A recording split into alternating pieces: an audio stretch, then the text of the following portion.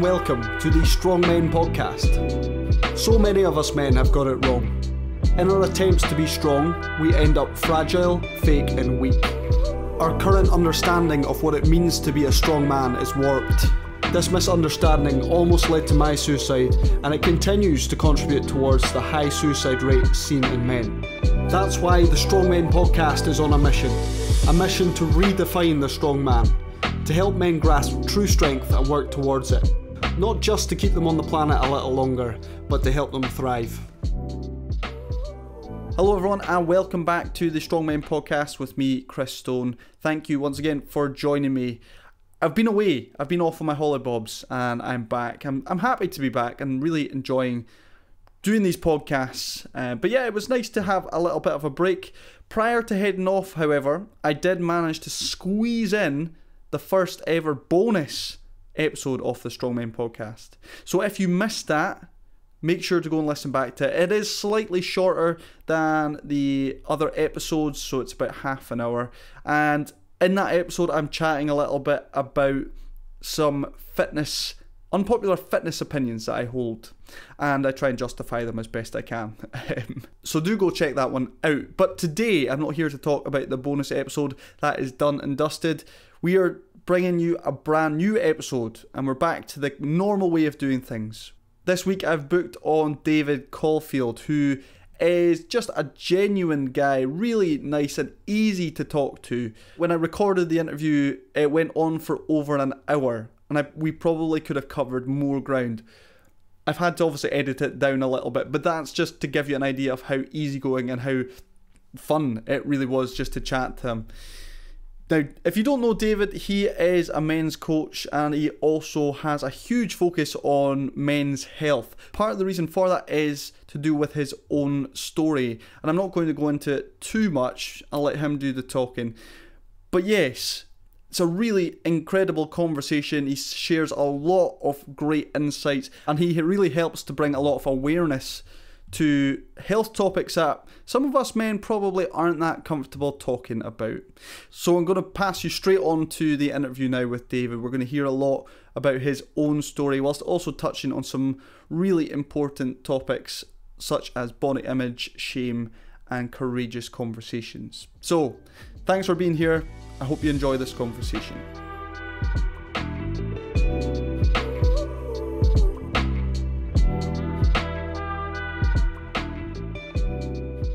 Today, I'm delighted to welcome David Caulfield onto the Strong Men podcast. How are you doing today, David? I'm really well. Thank you so much for having me on. So far, we've had just 2 interviews. You're the third one, and I've enjoyed every single one of them. Everyone's had a sort of unique story and perspective to bring to the podcast, and I'm sure this will be the same with yourself. But yeah, we have actually never met each other, although we are friends. We met mainly through the powers of Instagram, I believe. Yes, I mean it's a byproduct of 2020 and all of our lockdowns, but also because of like my journey, my story, and the fact that we were both very much interested in men's mental health, and we connected that way. It was a real coming together of minds, and I admired you from afar. I loved what you were doing, and then of course over time we shared each other's story. You came on my Instagram live, I think it was a year ago, maybe it was a little bit longer, but yeah, I feel there are plenty of connections that I have developed from 2020, but also from just being part of this men's mental health community, which is an absolute joy. Absolutely. Yeah, it was it's been really good to connect with you, and yeah, lockdown was a bit of a weird time, but some good things came out of that, didn't they? And yeah, I was on, I think you're right, it was about a year ago I jumped on your Instagram live, and we had a really good conversation then. But just for the sake of all the listeners, I was wondering if you could start off and just give the listener a bit of an idea about yourself, your background, and a wee bit on your story, and we'll delve into that a little bit more, I'm sure, as the interview goes on. Sure. So I fell into the coaching space in, I would say, 2017, 2018. I just started the journey of transitioning from my 20s into my 30s, and life came and whacked me across the face with a few realizations. And I was realized that I was very much hiding behind a lot of bad habits, and those bad habits then began to create a lot of anxiety in my life. And through trying to discover how to overcome it, get through it, find a way, I found coaching. And in 2020, I set up my business. February 2020, how unfortunate. February 2020, I unleashed Coaching the Man onto the world, and then we all got locked down. What happened was then I just threw myself online and just started getting to know other coaches who are in this space, finding my feet again. Like most things, Chris, as you well know, the internet and the profile that people present on the internet is sometimes a little bit of a lie, because everybody really at the heart of it is just making it up as they go along. So I thought, well, why not do that as honestly and transparently as possible? So I started reaching out to people like yourself, and we started to have conversations. And then my story of becoming a male life coach kind of took a little bit of a hockey stick in a different direction, in that I was suddenly in the space of men's health, because I'd discovered a lump on my testicle and realized that I had testicular cancer. So then I, having spent the most of 2020 talking about mental health and all sorts of suicide prevention and anything in that space that felt like it was worthy of having a conversation about, I felt it was a little bit natural progression for me to just talk about testicular cancer. That again kind of brought a lot of light into my profile, a lot of attention. And since then, I've probably spent most of my coaching, professional speaking time in this space talking about men's health and men's body health awareness, and actually speaking openly about it, which was, I think, what brought us together. I started a live series, and we were talking about just getting to know you and stuff. So yeah, that is a very quick whistle stop through my journey. Yeah, absolutely. Well, thanks for sharing that. What I tend to do in these interviews is ask the guest a little bit about specific mental health challenges. And I can imagine some might be linked to obviously the diagnosis with testicular cancer and obviously everything that came with that. I was wondering if you could maybe share about you obviously getting some devastating news like that and how that impacted you, but then also how you dealt with that entire situation. It's interesting, because if somebody told me, hey, David, on the 1st of September 2020, you're going to get testicular cancer, but we're just warning you now, so you've got a couple of months of a run up, I probably would have completely crashed and burned, folded in on myself, fell apart, because you can't deal with something that doesn't exist in the moment. And that, when you get something that literally comes along and slaps you square in the face, like testicular cancer, first of all, knowing and being aware of yourself. In 2020, I'm in my 30s. I had only recently decided that I was going to quit alcohol, so that was like a really big choice that I made in my life.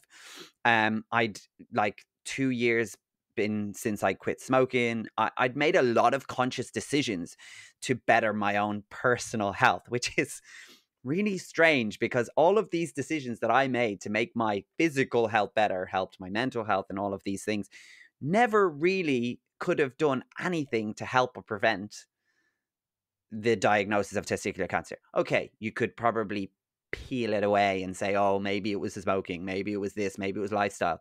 But there really is no way to know what motivates two cells to just start manipulating themselves in the wrong way and developing themselves into cancer. I say that all to say nobody can prepare you for these big life events. And the only thing you can do is try and do your best every day to live consciously, to be very aware of your body. That my awareness allowed me to notice it quick enough that I could do something about it so that it didn't become any more serious. So there's self-awareness in that. There's actually knowing that you personally have a responsibility to check in with your body, physically and mentally, of course. Um, you need to know, like, if your arm is broken, you have to do something about it. But equally, not everything is as dramatic as a broken arm, a broken leg, or something like that. Things subtly can become a huge problem if it left unattended. So to answer the question, like, how do you deal with it? You don't really. I don't know if I could have ever written down how I would deal with it. What I did do is I very, very quickly became the person that put what I could do into action. So what is it they say? When you can't see what you need to do or what you have to do, you just do the next right thing.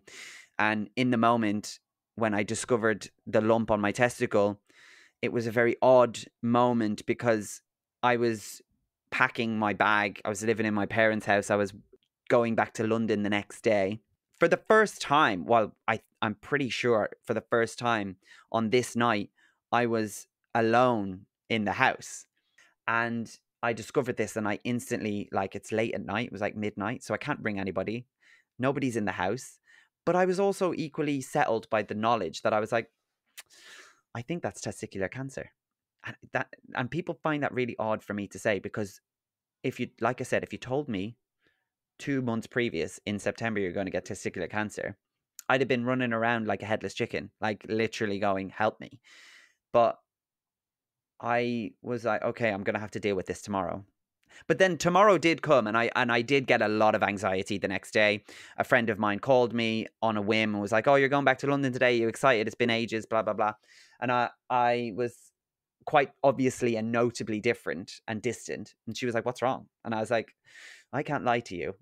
And she was like, what's wrong? And I was like, I don't want to be dramatic, but she was like, you need to go and call multiple doctors and get an appointment as soon as possible. And I went, okay, this is actually as serious as I'm expecting it to be.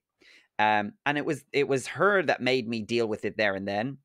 And then I just went from appointment to appointment, from scan to blood test to then suddenly found myself on the eve of having a testicle off. And that was the moment where I was like, holy crap.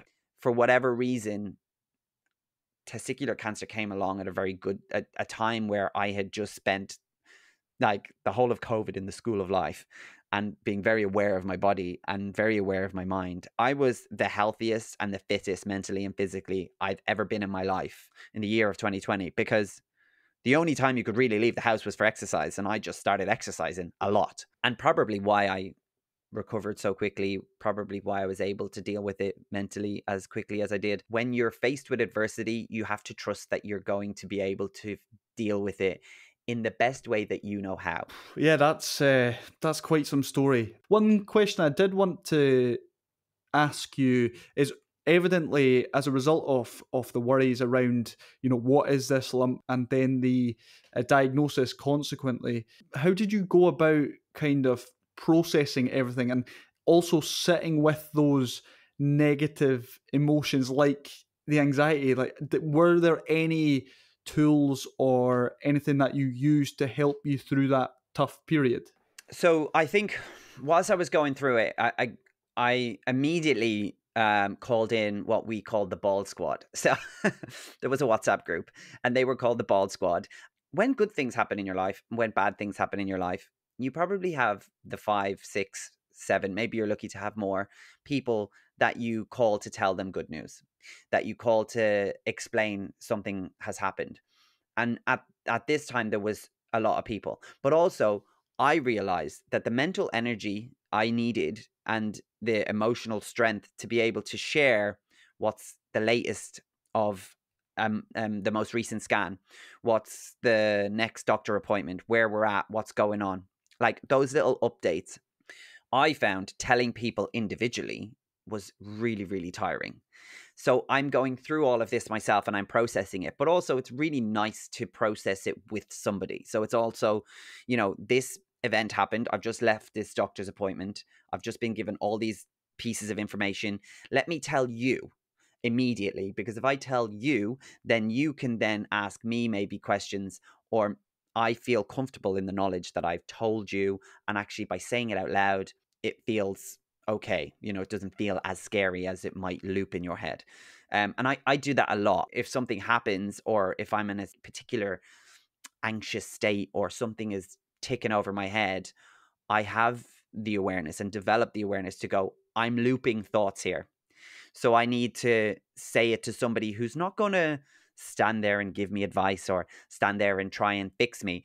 And the beauty of when you're going through testicular cancer is nobody in the space can help fix you. They can't give you advice. This is the first time this has happened. So it was me venting, talking, saying words, just hashing it out.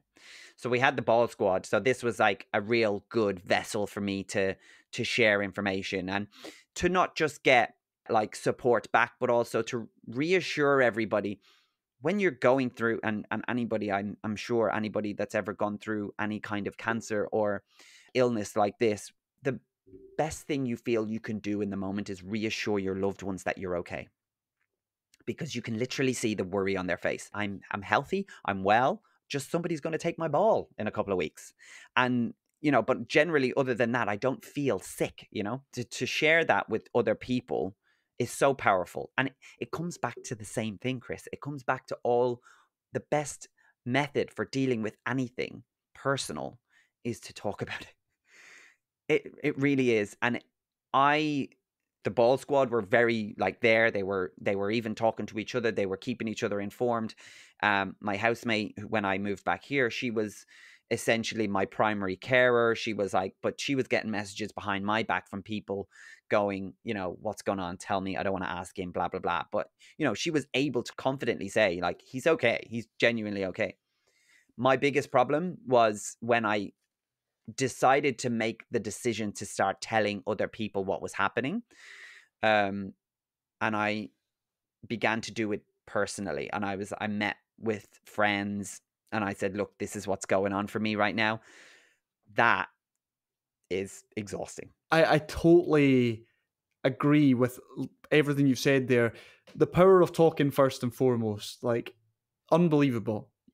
I struggled in silence for so long with my mental health, specifically like depression and suicidal thoughts. And I never wanted to talk about it. And I didn't see the value in it. I didn't think it was going to make a difference. But then having actually opened up about it, you realize, yeah, actually this has made such a huge difference, especially if it is someone who gets it, someone who's been there. But the other thing I was going to mention on that point is, personally, I was similarly very particular about who it was I spoke to about how I was feeling, not for any kind of ill, reason or anything like that, but it was because I knew the impact it telling some, close friends and family. I just knew it was going to have a negative impact on them and potentially on myself as well. So in kind of not going so in depth with certain people, it was protecting myself and protecting them. And sometimes personally, I found it a lot easier to open up to people who perhaps I was more like acquaintances or loose friends with, because they're maybe not so heavily emotionally invested in you as a person, if that makes sense. Or at least you allow yourself to believe that they're not. Right. Yeah.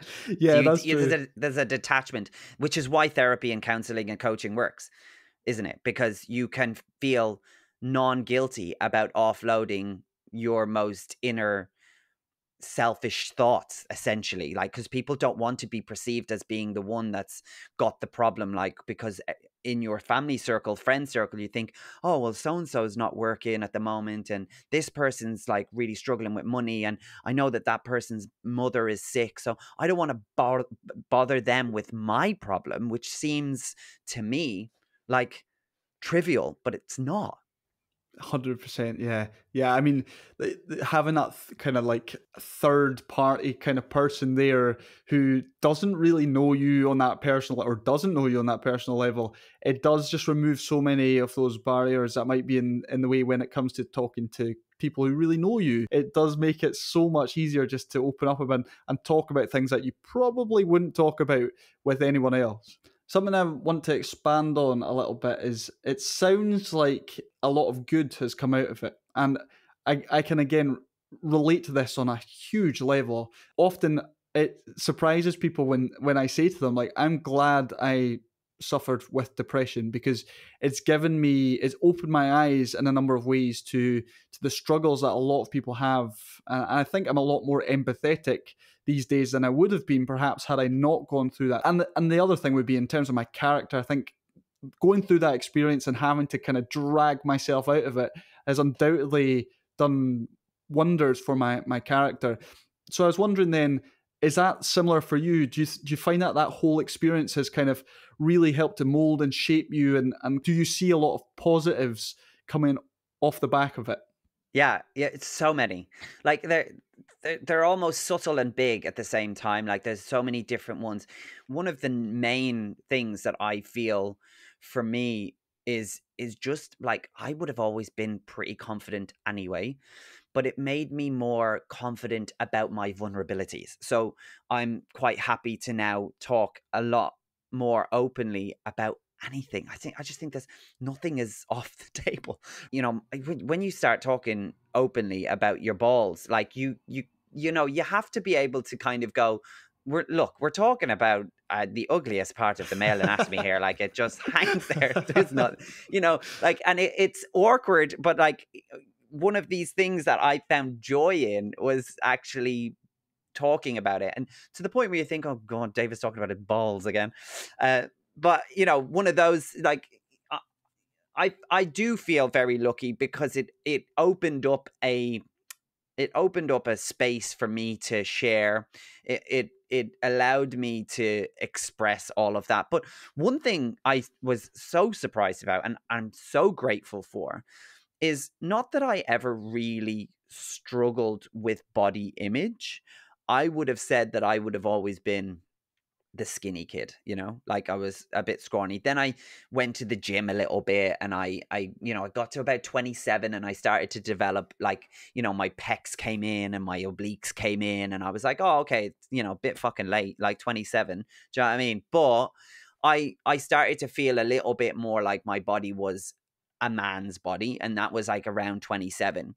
So by the time we got to 2020, and then you're having a ball off, like, for me as a single gay man, that felt very, very, very life-changing at times. And I was thinking to myself, how do you go about going into relationships or, sexual situations and not think, well, I've only got one. Like, are they going to be like, what the hell is going on here? Am I like a cyclops? Like, am I a weirdo?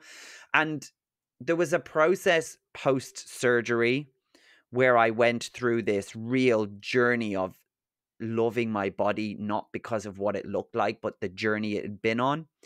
And on the journey that I went on of actually going, okay, this scar on my body, this scar right here, this represents so much that actually I don't want it to go away, and I'm glad it's there, and I'm glad that if anybody does see it, they're able to ask the question, because I want to talk about it. I don't want to brush my experience of life under the carpet and hope that it doesn't come back and nobody talks about it. And let's not talk about the cancer around David, because he's really, that's not what I wanted to do.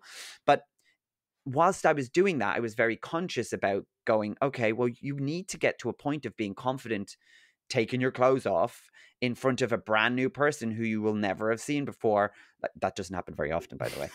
But like, I have to get to a point where when I'm standing there naked, I'm not only thinking about the bit that's missing, I'm appreciating all that is there. And that was like a 6 to 8 month journey. And I blogged about like my first sexual experience, getting back, and all of the thoughts that were going on in your head and stuff.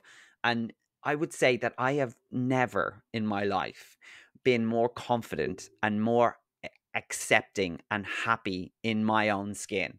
And we all know that you could be ripped to shit, like you could be like a Greek sculpture, and you could still feel uncomfortable in your own skin. You could equally be, you know, on the larger side of life, on the skinny side of life, you know, without the all the things that we see in advertisement, and you can be uncomfortable in your skin, but you could also be super comfortable in your skin. So it's not about what it looks like. And somebody will be like, oh yeah, look at you, yeah, you've got all of that, and you're skinny and you're young and blah blah blah. But it's not about that. It's about the feeling. And then once you get to that feeling, you've climbed an invisible mountain that you will never have to climb again. But I think when you go on a journey of accepting your body and what it's the journey it's been on, and what it does for you, and you appreciate it, that was the most enlightening thing. And I feel so lucky to have had that experience of really doing the deep work when it comes to that, because I actually really love my body. It's such a common thing as well, and I really resonate with what you're saying about, like, you can have a body of like a Greek god, but you could still be miserable and pick your body apart. I do think, actually, you know, to go into my kind of world, the fitness industry, bodybuilders, for example, if I remember rightly, there's research on bodybuilders and the impact it has on, I can't remember if it's their mental health generally or their body satisfaction. And it's not good reading. It does not make good reading. But that doesn't surprise me. The process then of being able to appreciate your body and all it does, was there anything in particular that you really focus on to help kind of get you to that point? There's always that feeling of going, oh, you need to do this. I think what I feel very lucky is that I found something that I could do anywhere, anytime. I didn't need anybody other than myself, and I could do it. Like, so doing yoga was something that nobody can take away from me, because once I learn a routine or I download an app, I can do it on, you know, a street corner if I needed to. Do you know what I mean? I can do it anywhere.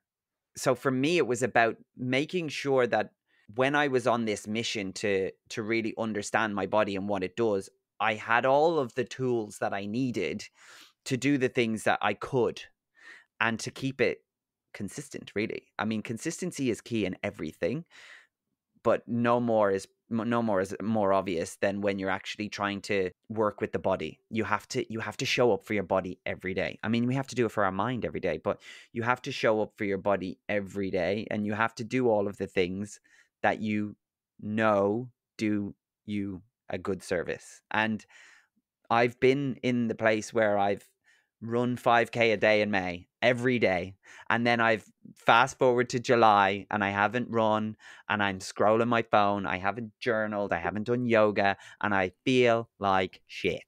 And then I go, okay, time to go back to the school of life, David. You know, like, let's go off your ass. This is why you feel like shit. I think that answered your question. Yes, indeed, indeed. In the interviews, we spent some time just reflecting a little bit on men, and in particular, what it means to be a strong man. Before I get to that, though, obviously you've had some experience with your workshops and presentations and coaching. In your experience, what do you think men need to get better at? Oh, that's a big question, Chris. I mean, it's a good question, but it's a big question. What I would say is, for the most part, any of the men's mental health, men's spaces I've been in, most importantly, we need to drop the shame. We need to stop feeling like we're ashamed to bring up something that maybe has happened to us in our life that we feel we can't figure out a way through.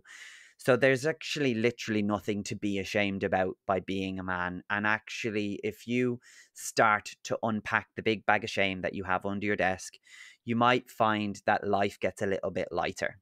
And I meet and speak to so many people who, at the core of all of the problems that they find themselves stacking up in time in life, and look, you're human. You're going to do this. Things are going to happen to you. You're going to go through this cycle of life, whether it's a couple of years, whether it's a couple of decades, and you're going to get some shit right.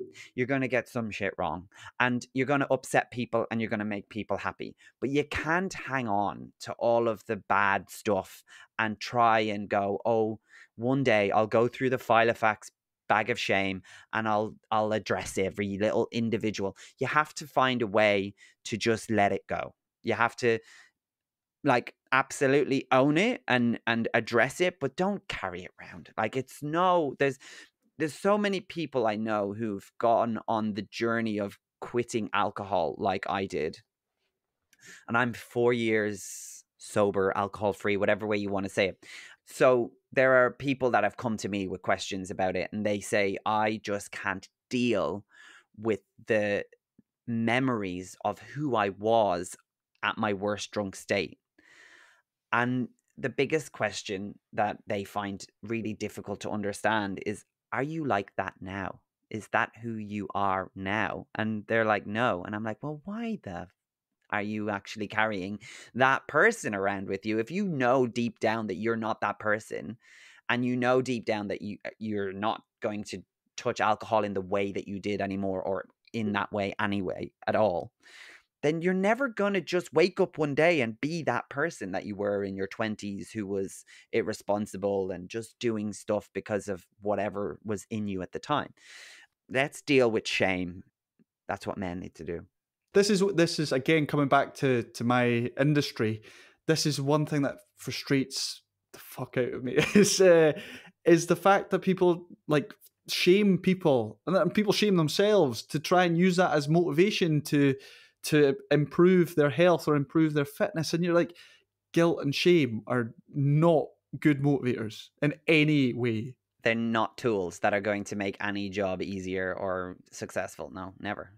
It's not going to work. It's not going to work. So, yeah, the question is, what one word would you use to describe a strong man, and why? So this is kind of almost the way in which to deal with shame. When you asked this question, and I kind of, you gave me a little clue that we were going to talk about this. So I did give it some pondering thought. And I thought about myself as well, and I thought about the toxic version of masculinity that we are so presented with so often in life. But I still wanted to use this word, and it's courage. So courage in a toxic masculinity is the courage to go up and actually stand up for yourself and fight the fight and don't back down. But actually, real courage is about having the courage to be vulnerable, having the courage to allow yourself to address things that don't feel like they serve you, or having the courage to sit down with a friend and ask a question that you've been pondering on of, are you okay? Or did something happen between us? Like if you ever stepped up in front of somebody and stared them right in between the eyes and went, what's going on between us? Because I get something from you that something's not right.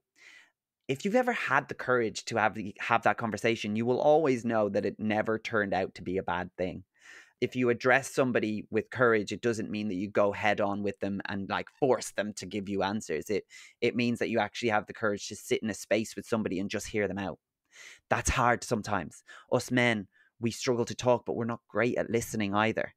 And generally, as people, we're always listening to respond rather than, listening to understand.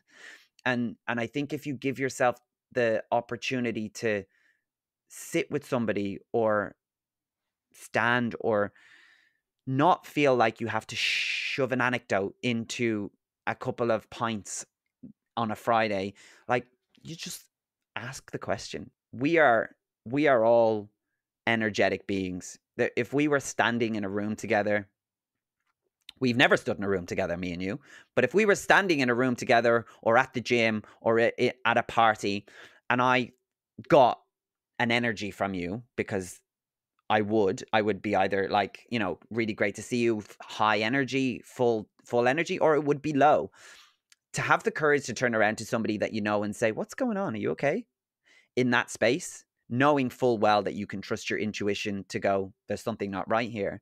That's courage. There's something that's standing out in my mind when you're talking about that, is like the fact that our nervous systems actually can communicate with each other. The prime example of that is someone standing behind you. You can't visually see them, but you can feel their presence. And the other one that's often used is when an intervention happens, for example, and you walk into a room and, you get a vibe of people like, okay, something's just about to go down here. And again, it's just that subconscious communication that's taking place there. It happens with strangers. I mean, last week I was on a bus. I had my AirPods in, noise cancelling AirPods in. I was listening to a podcast, I think it was. And I felt this. We were in traffic and I felt this energy. And I was like, what is happening? So I took my earphone out for a second and I was just like, is somebody shouting or something? There's somebody angry in there. And then just right behind me in the bus, there was a guy. Oh, come on. And he was angsty. And I felt it.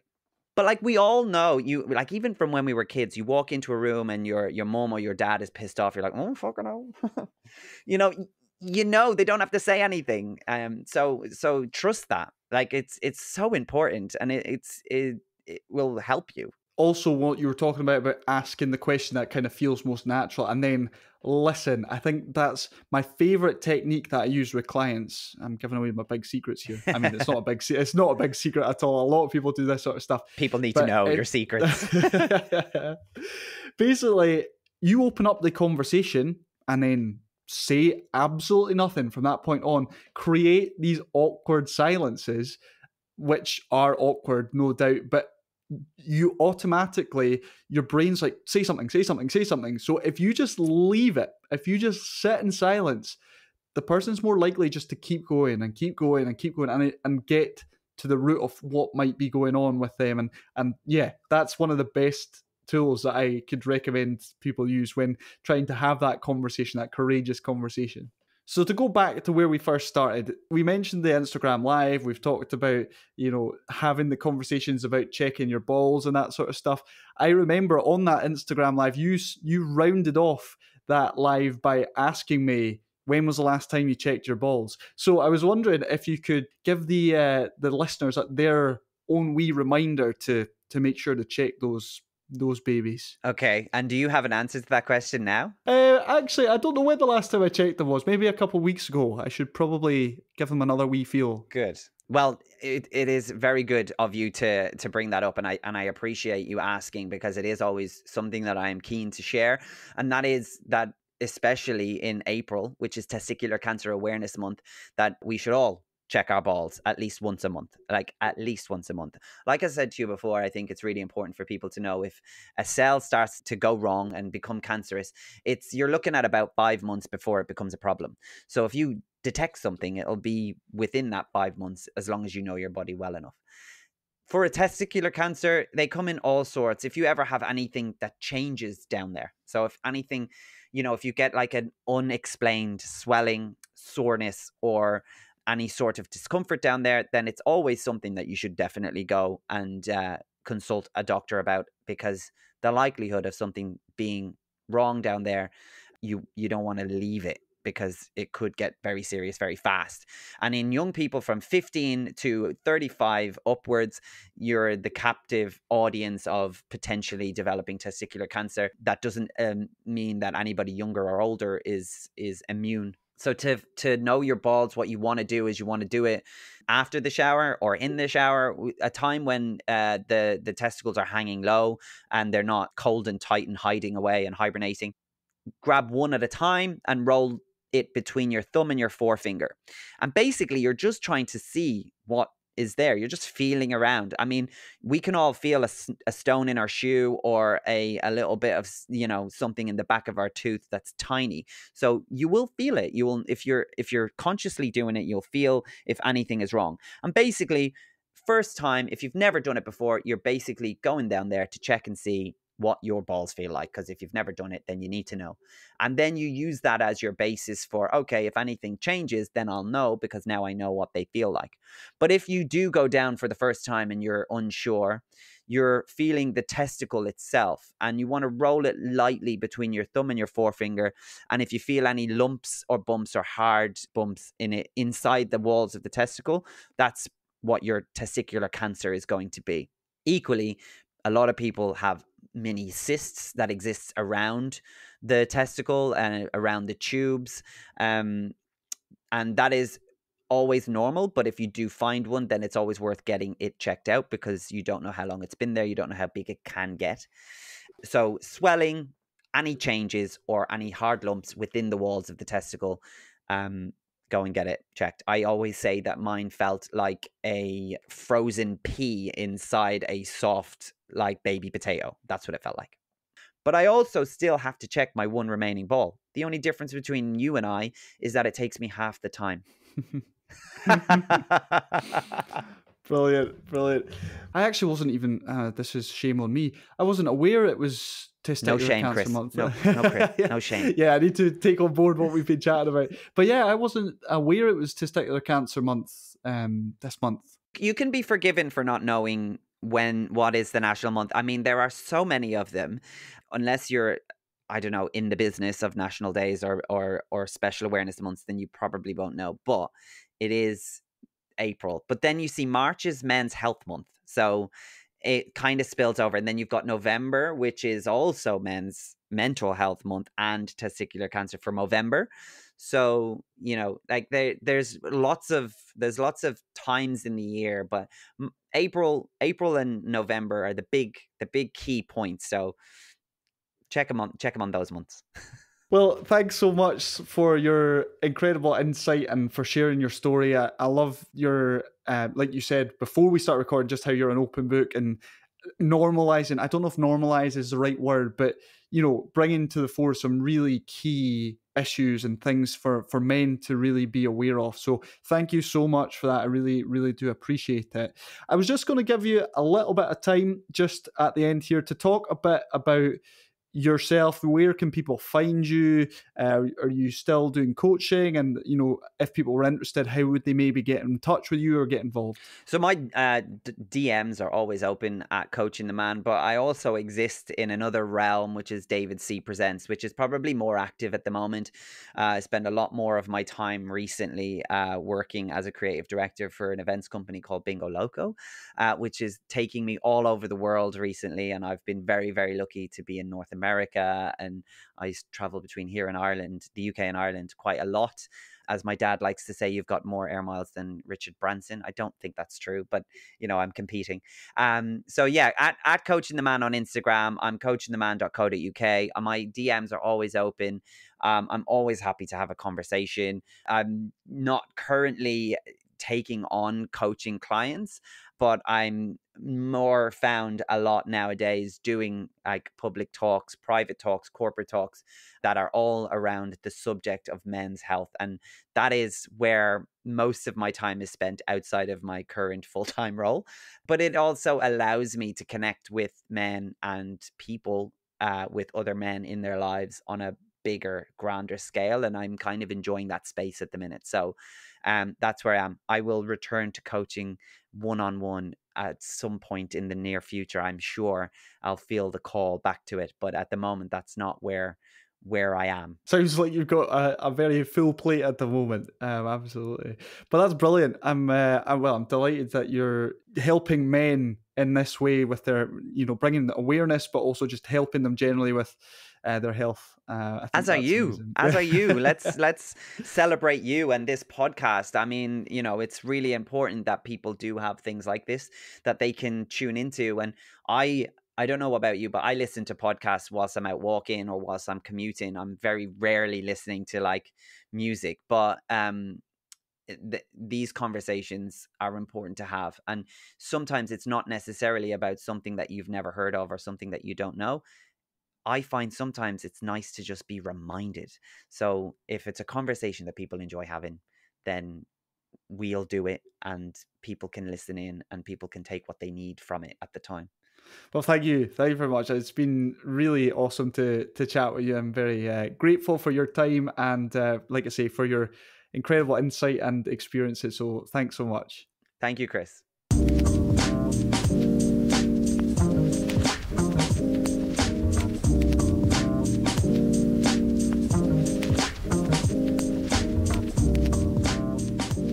David Caulfield, everybody. So I trust you enjoyed that conversation. I certainly did. I've got to say, I really do admire David and the work that he does in bringing awareness to testicular cancer. It was obviously meant to be. As I said in the interview, I wasn't actually aware at the time that it was Testicular Cancer Awareness Month this month.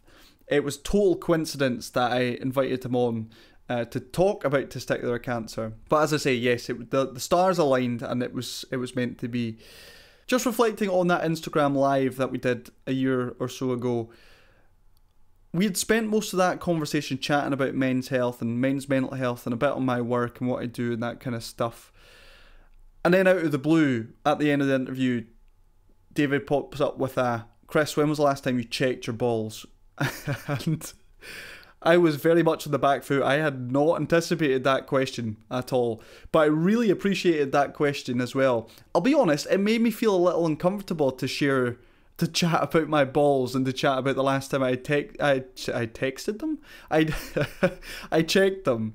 But it really highlighted to me just yet how important it is that we are asking ourselves these questions to ensure that we are looking out for things like that, because as David was reflecting on in that conversation, it could really happen to anyone. So yeah, as much as it was a little bit unexpected, I did really appreciate it, and I really appreciated his openness in today's interview. I do trust it was challenging for you. And if you take anything away from this episode, do remember to check those bad boys on a regular basis. We're going to move on now to the brain break, which is the segment of the show that's designed to give your brain a break rather than break your brain. Because at the end of the day, we are covering some heavy ass topics on this podcast, and we need something a bit more light and just allow the brain to recover from some of these conversations. Now, last week I was talking about the fact that I've been watching Lord of the Rings, and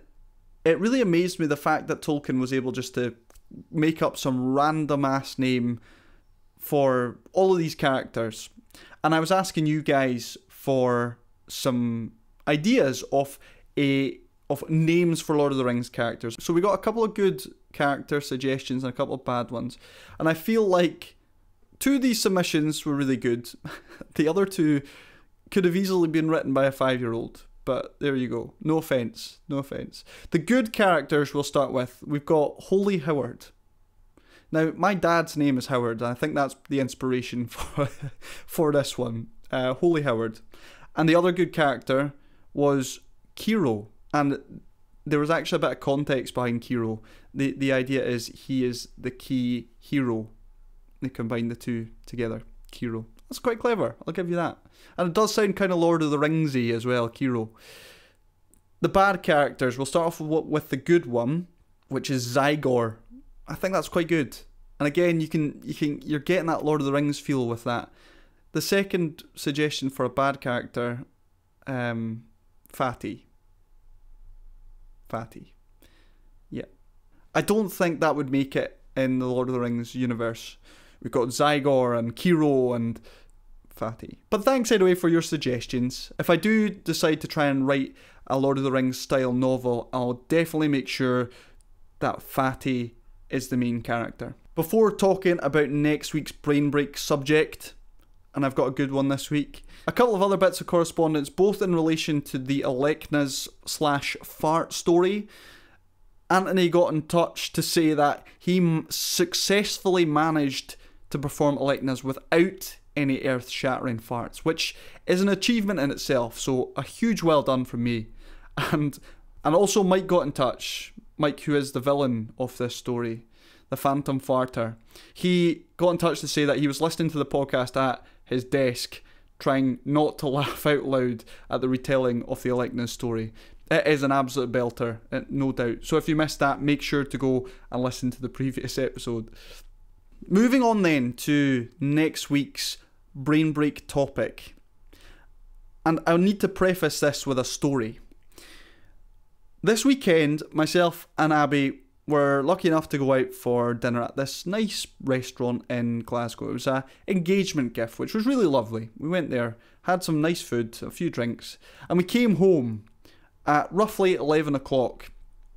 And the neighbour across the landing had some kind of alarm going off. Now, I didn't think too much of this. I thought maybe it's just like a smoke alarm, like the battery's gone off. The battery's run out, and yeah, it's just one of these annoying little alarms, and you know, we'll just leave it. It'll be fine. The beeping didn't stop. I knocked on the door, no answer, nothing. It got to about 2 in the morning and it was still going, and we had kind of decided, right, let's just go to sleep. We'll put the like earplugs in and let's just go to sleep. Well, hopefully it'll be done in the morning. But there was something nagging at me a little bit to be like, I don't think you should leave that. So we jumped on the old Google, and it turns out what was happening was the carbon monoxide alarm in this flat was going off. And we identified it by the number of beeps. So if you're not aware, 4 beeps in a row followed by a pause is the carbon monoxide alarm. We also started to feel a little bit unwell, so both of us kind of had like a tight sore head and feeling a bit nauseous and sick and that sort of stuff.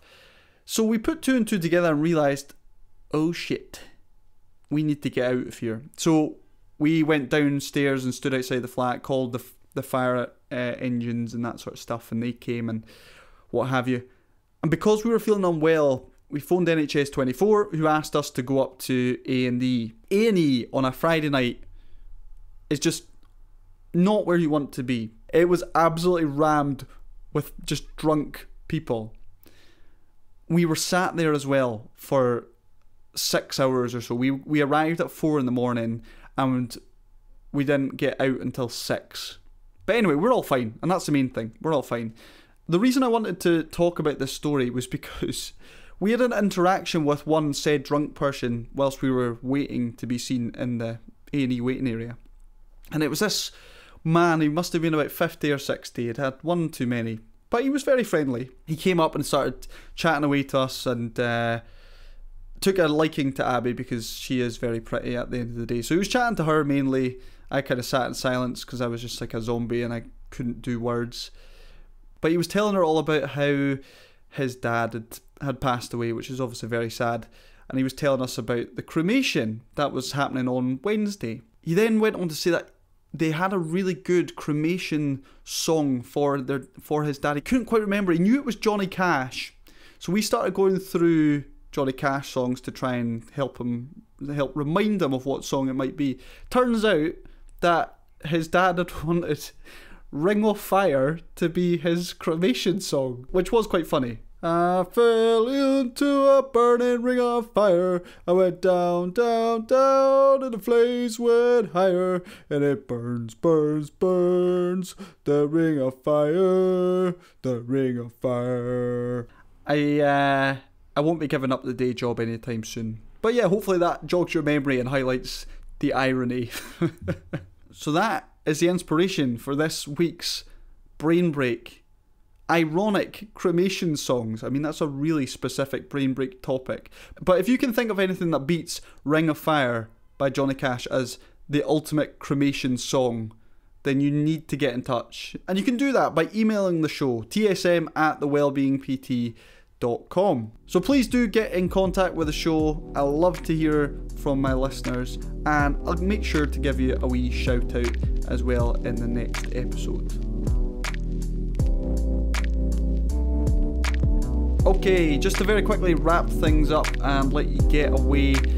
If you're new here, The Strongmen is a brand new community of men who are working on both their physical and mental strength together. Currently, this is an Edinburgh-based group. However, I do have plans to grow this group further and potentially in other locations, as well as online too. So do keep up to date with the very latest if it sounds like something you'd like to get involved with in the future. However, if you'd like to get involved with the Strongmen right away, you can do. We currently run 3 monthly events, which really help to challenge the guys and push them a little bit in terms of their physical and mental health. We have the Strongmen Build coming up next, which is going to be happening next Saturday. This is basically a gym-based event which helps the guys get to grips with lifting to help them build strength and confidence. If you're interested in coming along and trying it out, you can do so, and it won't cost you a penny. If you'd like to come along, all you need to do is get in touch with me. I will send you all the details and get you added to the Strongmen Community WhatsApp group. as well. If the group's not for you, but you love listening to the podcast and you love the work that I'm doing, you can help support the Strongmen by donating. You can find a donation link in the episode description. All donations, no matter big or small, are massively appreciated and go towards the running costs of not only this podcast but the group itself. There's absolutely no pressure on my part to donate. I love doing what I do at the end of the day, and I will continue to do this regardless of donations. But if you do feel so inclined, I would be very, very grateful.